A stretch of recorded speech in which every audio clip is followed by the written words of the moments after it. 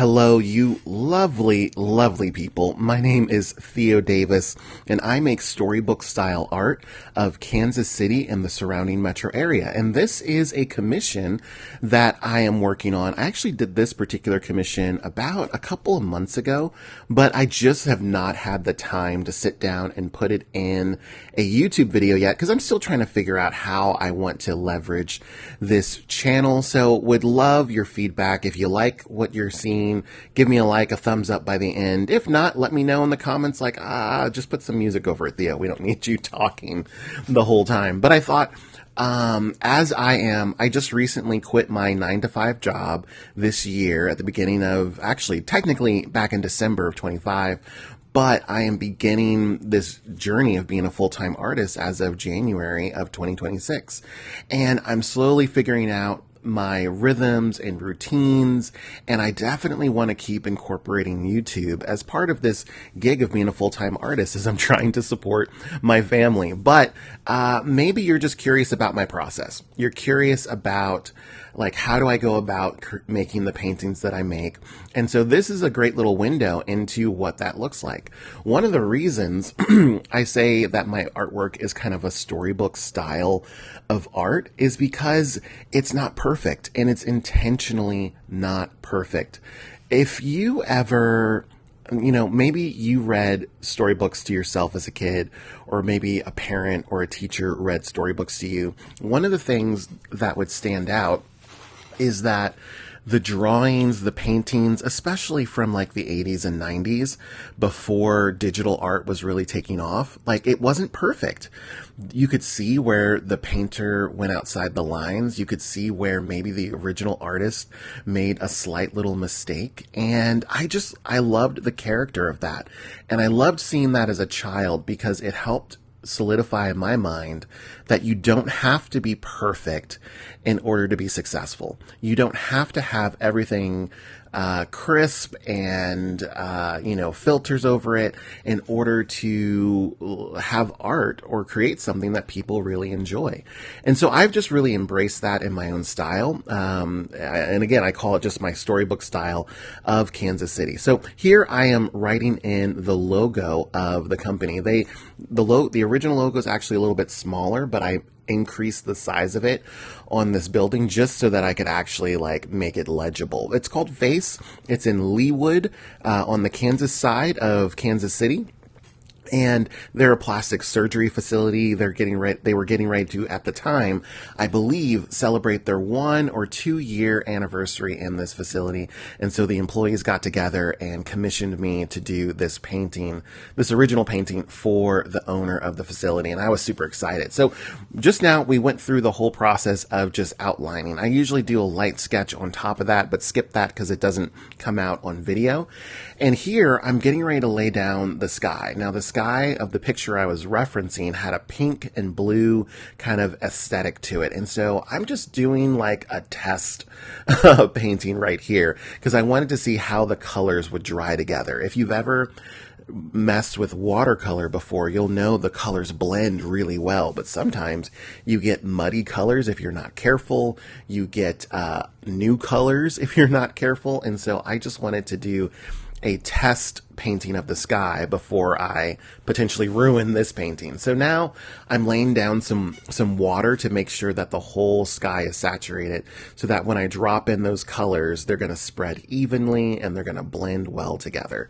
So this was a fun painting for me. I was just really excited and really enjoyed the process of this. And if you don't know me, I run something called the Kansas City Art Mail Club, where for the price of a cup of coffee, I send over 700 people across 32 states, but mainly in Kansas and Missouri, a 5x7 print of a local landmark here in Kansas City, as well as a 3x3 vinyl sticker and a little letter from me explaining the location, giving some encouragement and joy, and all of that different stuff. But this is kind of the process of all of my watercolor paintings. I do both watercolor and oil, but man, I used to think that oil was like my main bread and butter, but more and more these days, I'm just loving watercolor because I can knock one out in about a day or two. Sometimes it takes me more than a single day, which is fine, but I really love the feeling of being able to sit down and start something and then finish it in the same day and have that sense of accomplishment.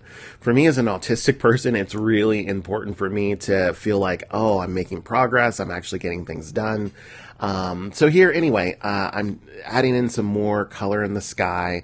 The thing with watercolor is you really have to like build up layers. So you have to lay down an initial set of color and then you go back on top of it after it's dried and you start to bring out more of the color. You start to add in more of those details. And this is usually the part of the painting where I'm like, oh my gosh, what am I doing? This is awful. I need to just like, get a job at McDonald's or something. Not if you work at McDonald's, that's bad, but just that I need to give up. But I keep going and I keep pressing myself forward. And I think that's the challenge a lot of artists face, that when you get to a certain part of your painting, part of your drawing, part of your sculpture, you start to think, oh my gosh, how is this going to turn into anything of value? How is this going to resolve itself? And you never find out if you have the ability to do that unless you keep pushing forward. And so for a commission, 100%, I have to keep pushing myself forward, because if I don't, man, I gotta return the money. But oftentimes I love the fact that I keep pushing forward and I keep adding in details and I keep bringing out different aspects of the building, of the scene, because I would not get that otherwise if I just chose to stop. And so we're starting to come up toward like the detailed portion of it. I'm starting to put in the bricks. I'm starting to lay in some other colors and just add in a little bit more depth. Because this is a little bit more of a sunset scene, there's not a ton of shadows that I can play with, but I'm going to figure it out one way or the other. But let me know in the comments below, what is a location in Kansas City that you think I should paint, especially for the Kansas City Art Mail Club? I've already done the World War I Memorial. I've done the theater on Main Street. I've done the City Market sign, 18th and Vine. I've done the Christmas tree inside Union Station, the downtown library, the community garage library, community bookshelf garage in downtown Kansas City. And then I think there's one more, but I can't remember what it is. Anywho, let me know, because I would love to possibly incorporate that in a future painting that I send out to all my people. If you want to learn more about that, you can just head to my link in my YouTube channel, or maybe it's going to be in the description of this video. I don't really know how all that works here on YouTube, but anyway, continuing to add in some of these final colors, some of these final layers, bring out the tree a little bit more, bring out the roof a little bit more, cleaning up some little bits of bleed here and there. But overall, we pretty much have a finished painting right here. I'm just starting to add in just a few more touches, a few more details, just to bring everything else out. But if you like videos like this and you want to see more just kind of top-down videos with me giving a little bit of commentary on it, please, please, please let me know. It's really helpful as I'm trying to figure out, again, how best to leverage this YouTube channel. So, guys, thanks so much for watching. Appreciate it. Give me a like, a comment, a subscribe, and please check out the Kansas City Art Mail Club, because I've got over 700 people. Thanks a lot. Take care.